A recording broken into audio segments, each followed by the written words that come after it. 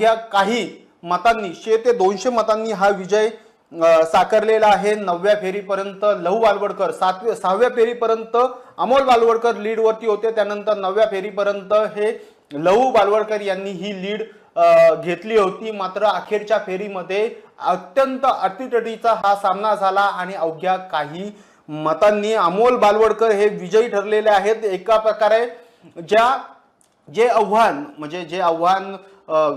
मुरलीधर मोहोळ म्हणजे मुरलीधर मोहोळ आणि चंद्रकांत पाटलांनी निर्माण केलं होतं ते आव्हान मोडीत काढत अमोल बालवडकर यांनी हा विजय साकार केलेला आहे।